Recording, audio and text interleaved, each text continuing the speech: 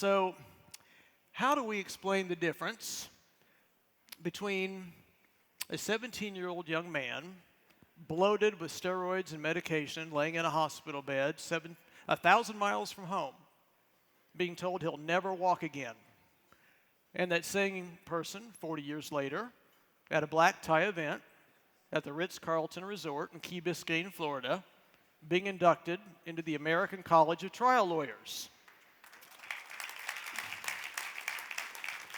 Well, one answer, is resilience, guided by hope. Now, we're told that resilience is the process of adapting well in the face of trauma, tragedy, adversity, and other sources of significant stress. Well, I've been paralyzed, confined to a wheelchair for just over 40 years now. I wasn't born disabled. I became disabled in my late teenage years, and I had to make a major life adjustment. And in fact, I've had the experience of becoming confined to a wheelchair not just once, but twice. So here's my story. Now, to borrow a phrase from Warren Buffett, on January 9th, 1965, I won the lottery. I was born a U.S. citizen, a male, a Caucasian, and to a two-parent home, a mother and a father. Good parents and a good home. Now, I grew up in a small farm town in central Illinois called Bethany, where I attended grade school all the way through high school. Now, despite this picturesque scene of my growing up in this bucolic setting, my life would take a dramatic shift at the end of high school. One day, after school, a bunch of us decided to go fishing at a local river. And as I stood on that riverbank casting my line, it felt like instantly somebody turned a light switch off on my right leg, and it completely went numb, like maybe if your foot or your leg has fallen asleep after a long ride in a car. Something similar to that, from hip to toe. Now, I could move my leg, I could wiggle my toes, stamp my foot, but nothing changed. No, I didn't say anything about it at that time. I was, too young and dumb, and I thought maybe I just pinched a nerve, maybe slept funny, and it would eventually come back online, but it didn't. And over the course of the next few weeks, that numbness sensation would ping-pong back and forth to my left leg and right leg and so forth. It got to the point where I was having profound difficulty keeping balance. I was also sick. I was about 6 foot tall, and I got down to 120 pounds. My balance was so bad that walking up steps, I actually had to eyeball my feet on the steps to make sure they were level. As part of the homecoming court, I had to hold on to my little escort to navigate out to the middle of the football field. I was growing weak and scared. And finally, one early November day, I woke up, and overnight, I'd become paralyzed from the waist down. Now, you would think I would have felt sheer panic at that moment, but that actually was not my reaction. Instead, I was actually in survival mode. I confined my thoughts only to the present moment. I would not let my thoughts wander into the future and start to play the what if and oh me, oh my game. I cut that off. The whole experience was a little bit surreal and a little bit overwhelming. I was sick. I felt like I was dying, and as it turned out, I was. Now, the pathology report said that it was a deadly microcystic astrocytoma, very unusual in my case because that's a brain tumor. This was going to be very challenging. It needed to be removed immediately, but removing it would be very complicated. Finally, early December, I had surgery. Now, the idea was to open up my spine from top to bottom and explore the extent of just how invasive this tumor actually had become. And then after evaluating it, some attempt would be made to remove as much as possible of it, hopefully all of it. Well, the surgery was a success, and the first thing I noticed when I awoke came back to some level of awareness was that all the discomfort that I had been feeling for weeks was finally gone. I felt complete relief. The second thing I noticed was that I was in fact paralyzed from the waist down. The tumor had been removed, the damage had been stopped, and I could now begin to recover and regain what I could. And I stayed on at NIH for several more weeks, missing Christmas, New Year's Eve, my birthday, celebrating all of that from a hospital bed, 1,000 miles from home. It's hard to bear when you're a teenager. But after 12 weeks, I was finally discharged home. So over the course of the next several months at home, I was in physical therapy every single day, regaining my strength, lots of strength. Now, at the same time, I was also going through radiation therapy. The idea was to radiate the area where the spinal cord tumor had been, to irradiate the surrounding tissue so there would never be any regrowth. Not a bad idea, I can say, after 40 years, okay? Now, I gained so much strength and got so healthy that I went off to college and played NCAA Division I men's wheelchair basketball with the University of Illinois wheelchair basketball team. I finished college, obviously, and 2 master's degrees. Started law school in the fall of '92. By then, I was almost a decade in the wheelchair. Healthy, strong, determined. And by the end of law school, I'd gotten engaged. I'd accepted a federal clerkship to begin after law school ended, and I accepted a position with a prominent law firm, which was going to begin after the federal clerkship was over. Fast forward, I'm 58 years old now.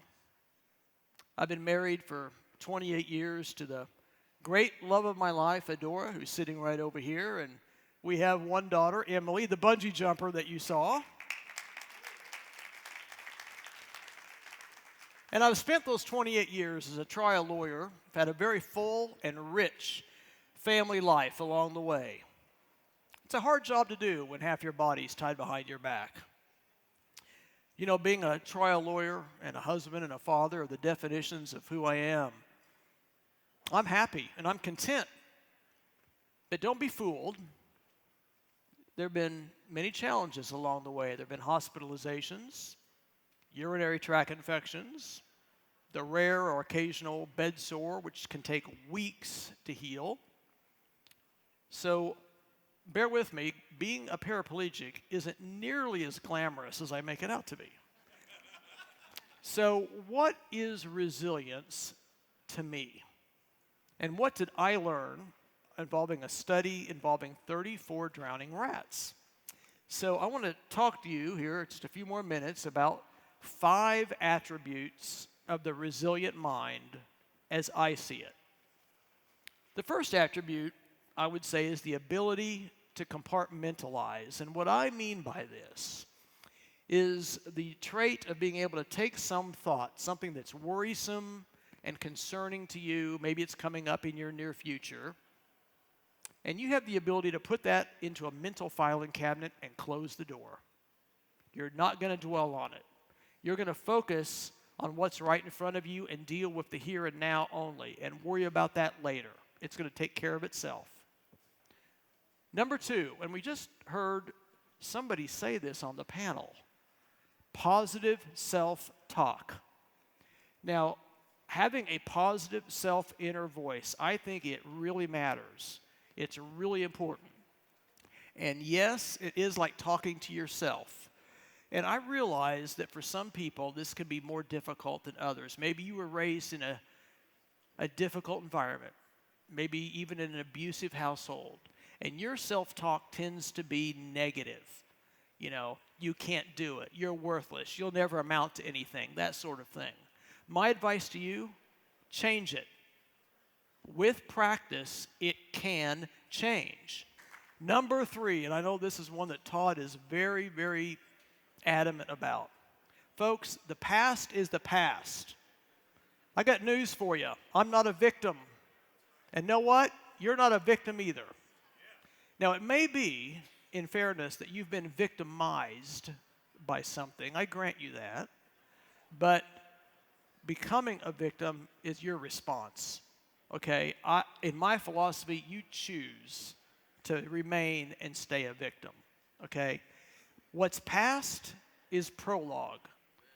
Number 4, acceptance and adaptability. I'm a big believer in accepting the reality of your situation.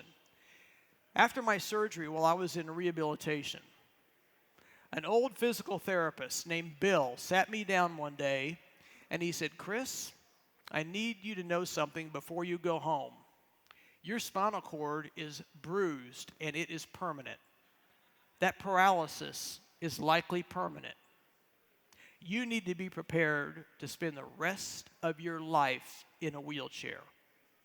But," he said, "if you can accept that, then you can begin the process of really building a meaningful life and have true freedom."